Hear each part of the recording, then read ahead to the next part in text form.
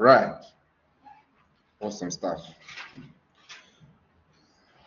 So did you guys manage to actually have a look at 6.3, your homework?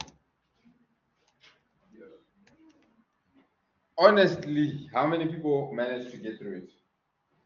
Yes, it's true. I looked at it. Okay. I looked through it. So anyone attempt to like write something down, even maliciously? Huh? I know I'm doing this because remember what I said yesterday? This thing is coming, in my opinion. I'm very, very confident it's coming. Okay. If there's any one thing that I think they will ask from learning unit 6. So I gather that none of us got a chance to look at it. Okay. Thank you for the honesty. It's going to help in terms of how we're going to conduct our session. Okay. So what I want you guys to do is to pair up. I need you guys to pair up. How many? Because I want us to actually begin to do this thing together.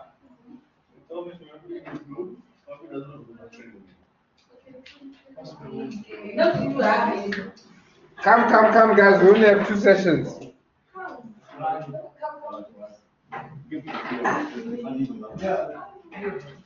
One of you has to have, as long as you guys can see. So everyone must be able to see it. And the third person mustn't feel uninvolved. Yeah, guys. Okay.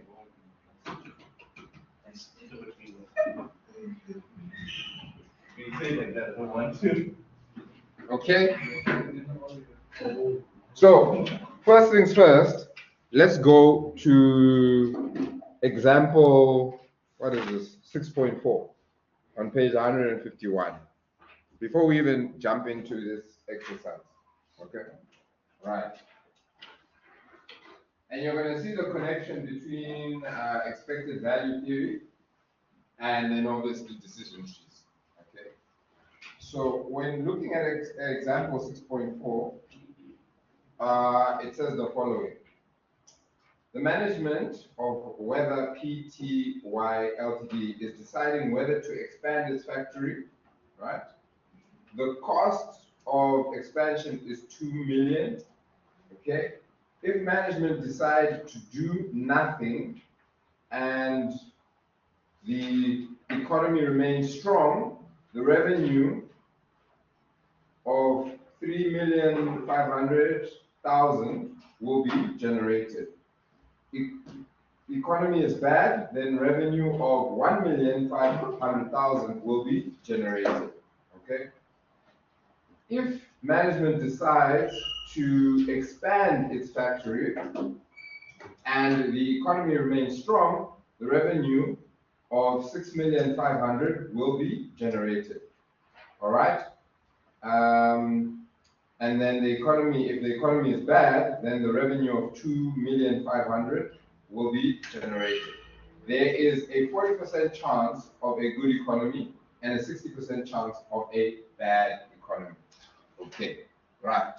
So the reason why I've just gone through that is because yesterday you asked me a question in terms of the steps, right? No, the gentleman right here, I've just forgotten his name. Mambu. Yes, you asked me a question in terms of the steps. And this is why I put you guys in groups. Because I think once you also begin to build steps for yourself as to how to then approach it, it will then be much, much easier for you. 6.4. Okay, right. So what do we have here? We have a situation where we have 2 decisions that we can potentially make. What are the 2 decisions? To do nothing or expand? You guys are saying exactly the same thing. Okay, so here's our starting point, isn't it? Right. All right. We do nothing So I'm just going to put here N for nothing, or we expand, isn't? Okay, right. But the potential outcomes, if we expand, what happens? Because remember, here we want to find out what is the expected value that we will realize if we expand, and what is the expected value that we might realize if we don't expand. Because obviously, if not expanding yields a higher expected value than expanding, are we going to expand? No, we won't. And if expanding yields a higher expected value, then if we don't expand, what are we going to do? We're going to, Thomas, you said it, we're going to expand, isn't it? Okay. So they told us with expanding, we have two potential outcomes, isn't it? What are those outcomes? Good economy and bad economy. Okay, so good. Okay, you don't necessarily need to write this all out. And bad. Okay, but I'm trying to make sure that we understand. And what are the outcomes if it's good? In terms of percentage or rand value? Rand value. 6 months, no.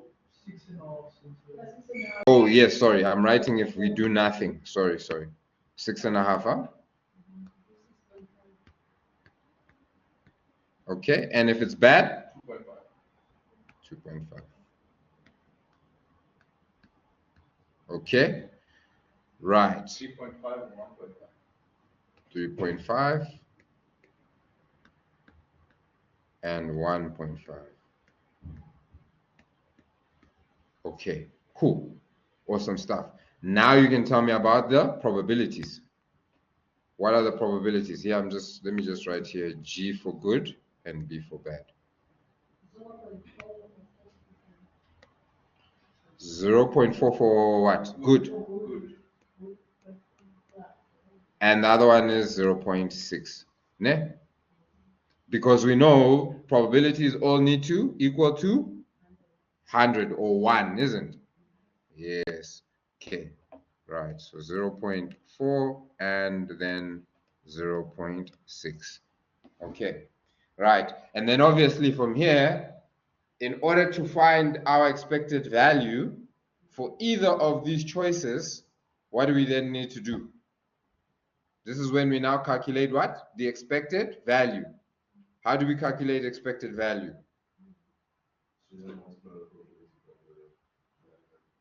Exactly. We say, yes?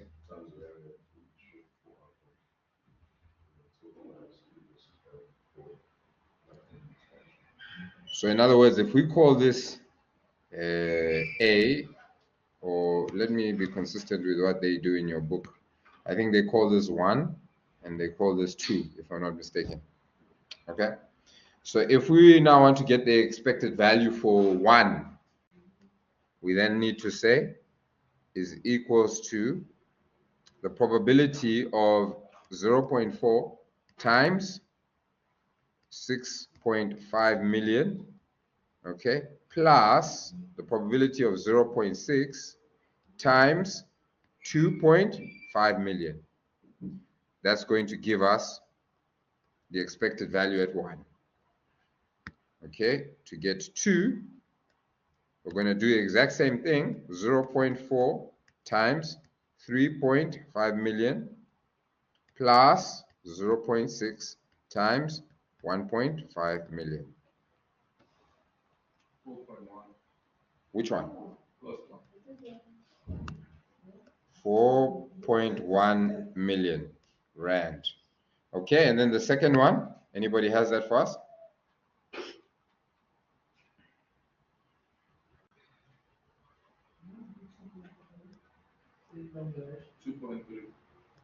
Okay, we're both getting 2.3. So which option are we going to take? Second one. We're going to take the first one. Everybody happy with that? So remember yesterday I told you guys something. I said when it comes to decision trees, there is a step which is a make or break. It's easy. All we're doing here is the expected value calculation. But there is a step that is make or break, and the step is the decision tree itself, this diagram. If you get that wrong, then you're not going to have the right layout in order to calculate your expected value. Does that make sense? The expected revenue is the same thing as the payout, yes. Yes. So here we didn't remove the costs. Oh, yes. Sorry. We didn't remove the cost. Because to obviously build what do you call this?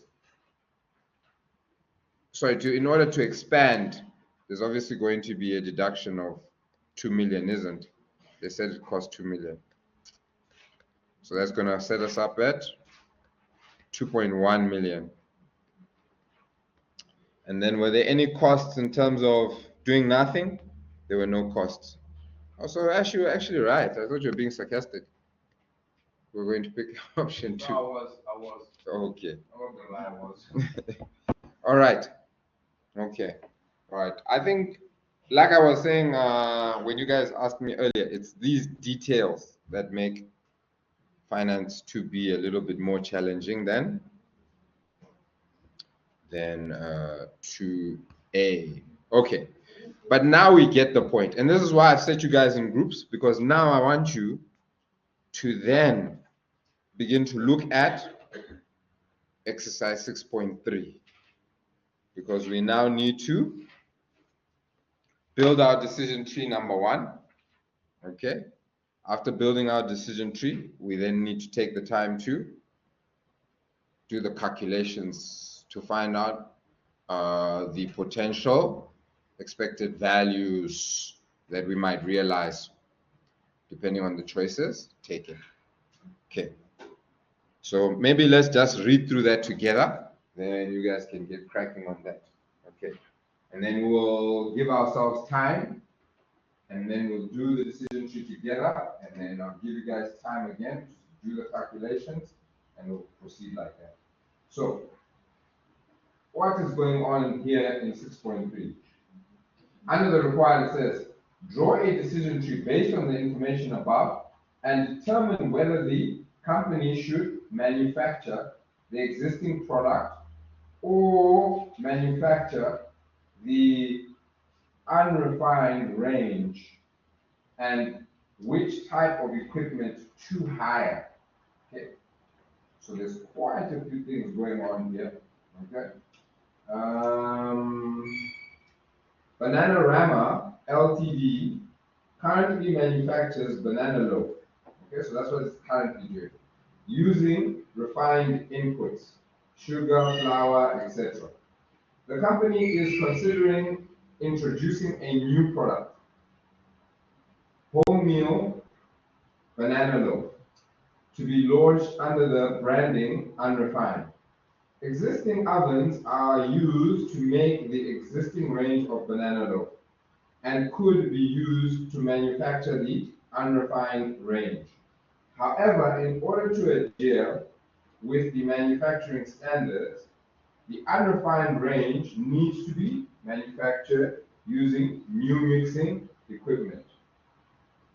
Such equipment can only be hired in 3 specifications, according to batch size as follows. Okay, so we can either get machinery of a batch size of 500 or 1,000 or 1.5 thousand. Okay, and obviously the costs of the different batches vary depending on the size. So for 500, it's only 25,000. For 1,000, it is 30,000, and then finally for 1.5, it is 40,000. So here again, there's a cost associated to the various decisions we make. So again, we just need to remember that when we are calculating the expected value, right, for the net payoff, right, we then have to minus that at some point. Okay, right, let's go on. The existing range would be dropped if the decision was taken to manufacture the unrefined range.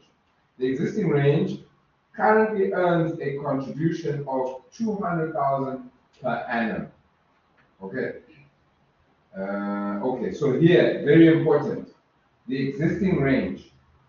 It currently earns 200,000 per annum. And again, like the example that we just went through, the existing, there's no cost if we just continue manufacturing as we are currently manufacturing our existing product. Okay, so you want to circle that or make sure that you have something that draws your attention to it.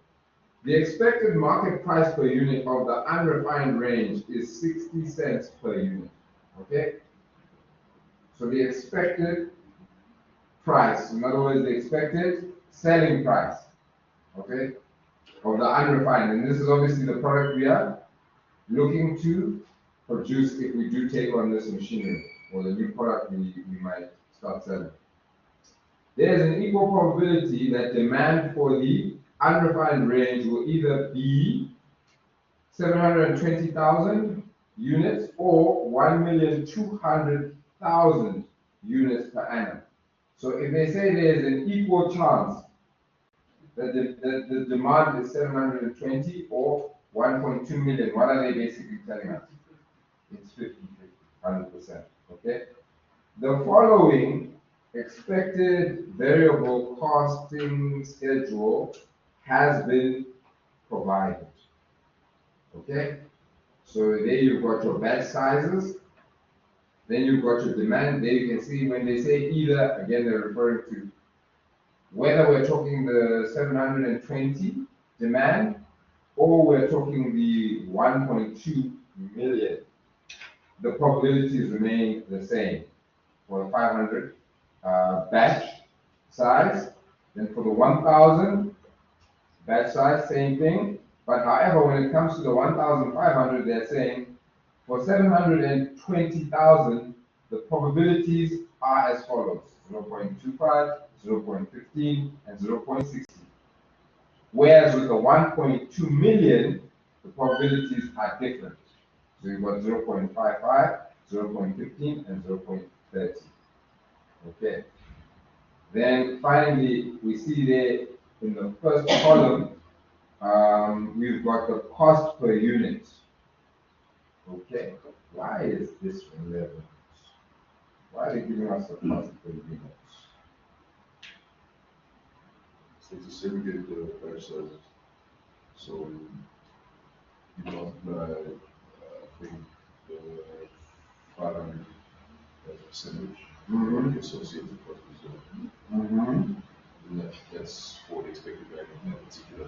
Yes. I won't say anything more, but 100% we're going to use it when calculating the expected value. 100%. Okay. Right. So guys, get cracking. Let's begin to draw those decision trees based off of the information that we have been provided. Okay. So remember, what we want is to, first things first, identify what are the decisions that the primary decisions that we are going to make. Then after that, we want to then say, okay, what then are, I wrote this down, let me refer to my notes. We've then obviously got chance nodes, okay, all right, potential, what do we call this EV again? Expected value, outcomes, okay. And then from there, we know that within these, there are several outcomes, and we obviously need to get the probabilities of them. So here you've got your, once we get to this point, then you want to get your outcomes. Okay? Then you want to find out what is the revenue of the outcomes, okay? And then from there, that's when we can now start to work our way back, okay? So yeah, we can get cracking on that. Step number one, what are the two primary or what are the primary decisions? Because maybe there might be more than just two, okay? But typically for you guys' purposes, they'll only give you two. I've never seen them ask more than two.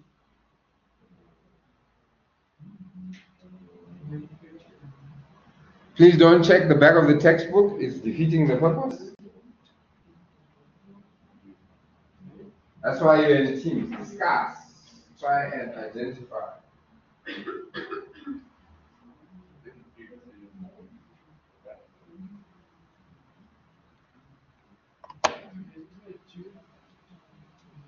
Yes, ma'am. You can join a group if you want.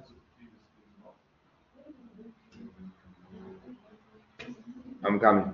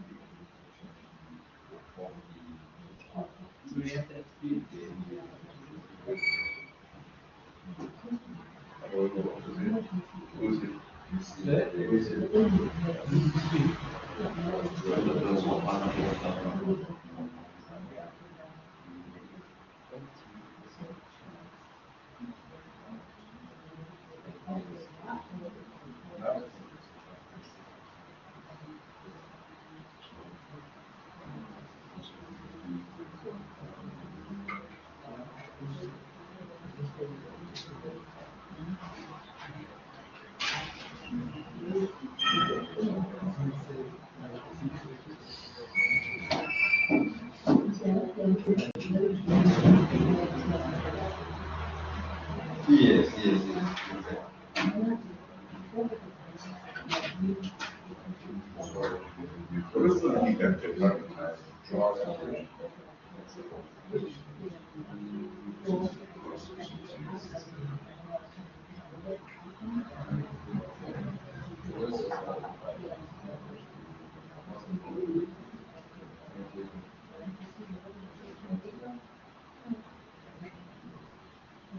That's what I see.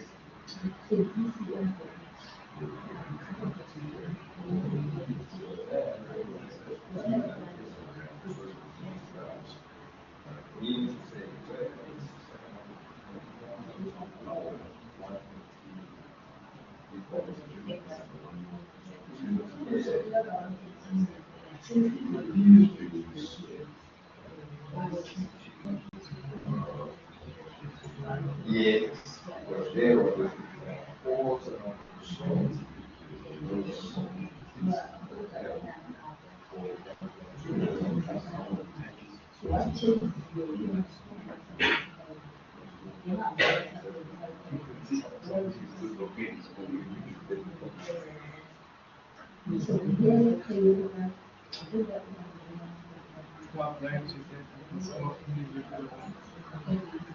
valuation.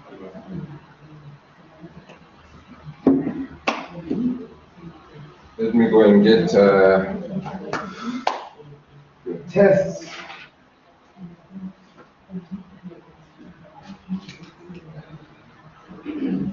So we stick to the decision tree, eh? Huh? We stick to the decision tree first. Yes, we have to do the decision tree first. And then we're going to discuss it, or we're going to. Yeah, we're going to discuss. We're going to look at it together. Sorry, And then we're going to do the next thing. then we're going to do the next one. So guys, I'm coming back in 3 minutes. Can we have that? No.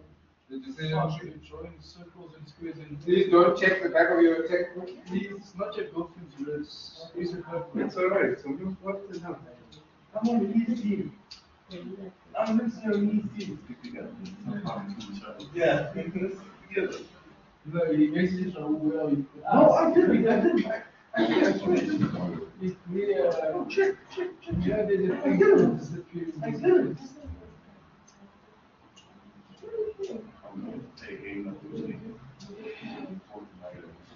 Let's start. No, I wasn't. I was working. That's it. He just randomly said, look. And I do ask you where you are, if it's a significant amount of time that you're not answering. Yeah, yeah. Oh, yeah, that's better. Honestly, this is honestly. You see, I'm moving to. I'm just going to be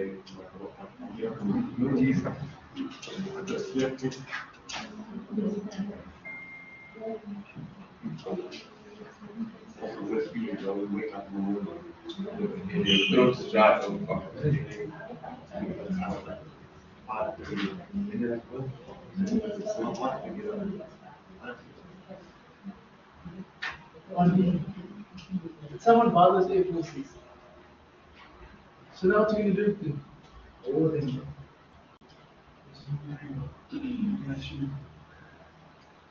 So now, no, they just like flip around on your feet now.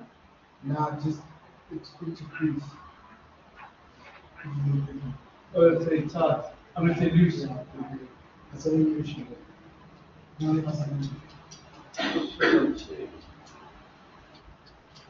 What, did you get scammed? But I need what? Remember the pushing up on side.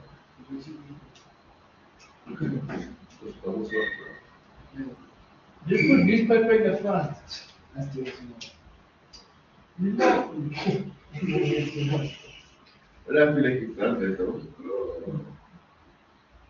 It makes it nice and compact.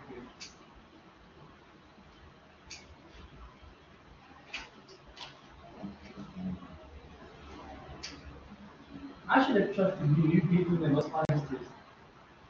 This guy still looking at the back. I looked once.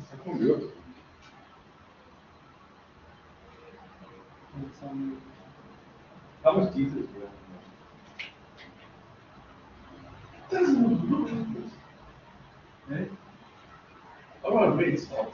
I want to raise salt. I want to raise salt. I'm worried about destination. Oh. Chop. On your side.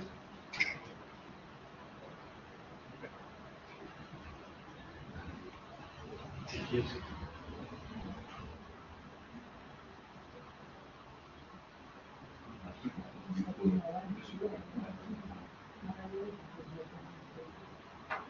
Tell you now, I'm not going to look at that.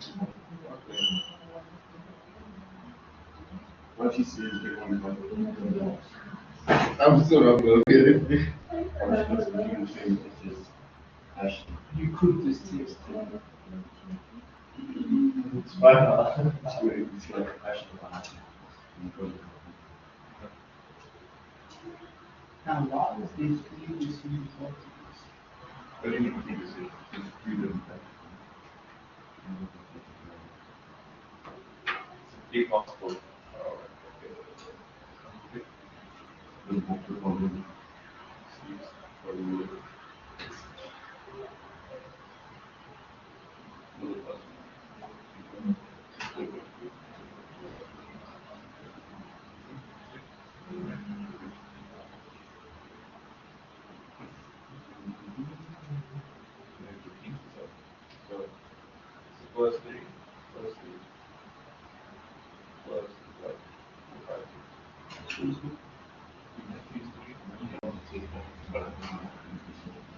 What?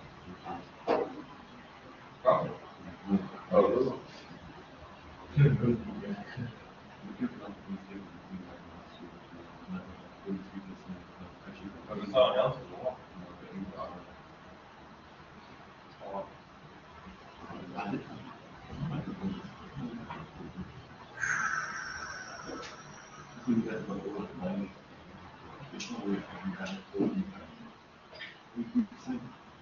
What question you like? What question? That's like 90, right?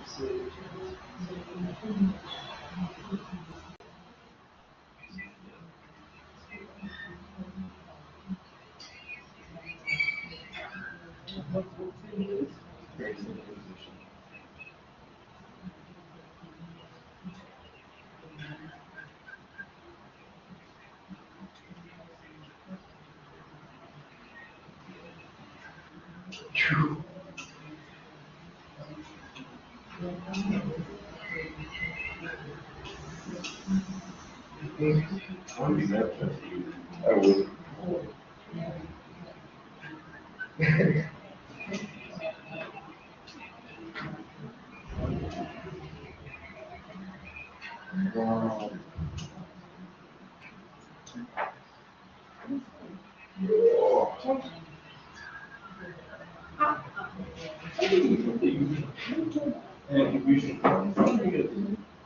Oh, so it says the water product is 0.60 and the possibility is 0.25. Okie dokie. 61 is 0.25.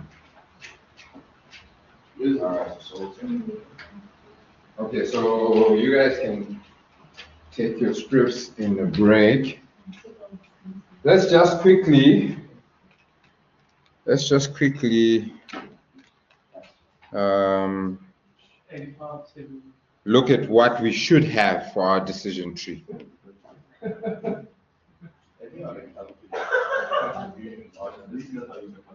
Okay.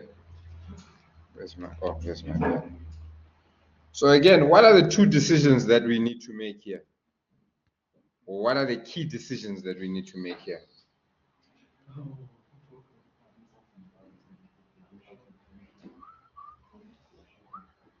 Come guys, you guys have been doing this. The starting price is 60. No. I thought you were doing the table already. He's doing the square. What are the key decisions that we need to make here? Manufacture new or keep the same. Mm-hmm. Okay. Either we keep the same, okay, keep the same, all right, or we manufacture,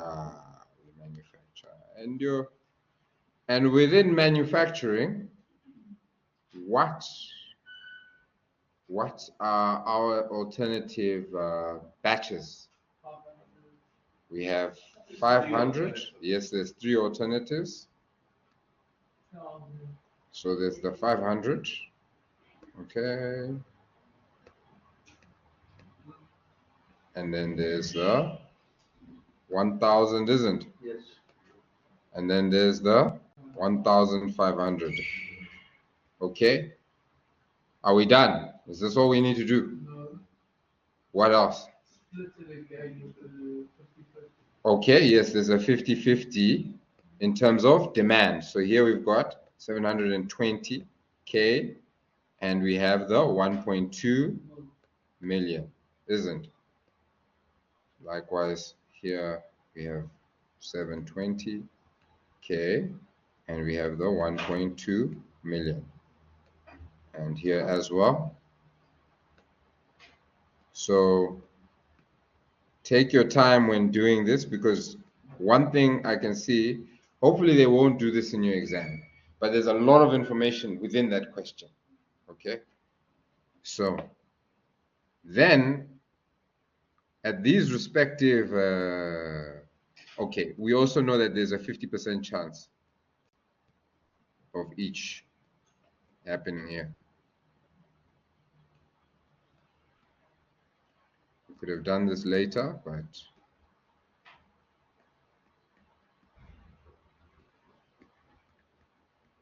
okay. Then is that it? Yes. Nope. But you can split it 3 more times. Yes. We got 3 more There's 3 different costs. outcomes. And this is where now your probabilities start to come in, isn't? I'm just going to draw these. It's going to get a little bit messy, but I hope you guys is more clear.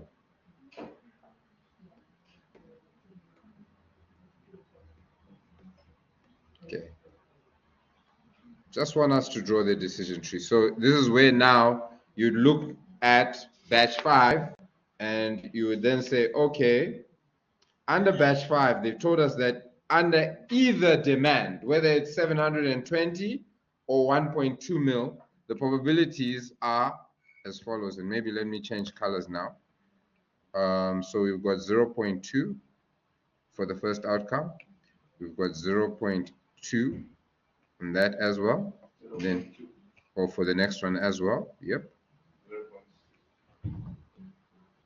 I'm just trying to emphasize that they said either there. So whether it's 1.2 million or 720,000, we know that the same probabilities. Then we go on to the next one. Actually, let me use. Okay, yes, 0.25. Ish, that is too close. Color is too close. Yeah, green. Again, it's either 0.40.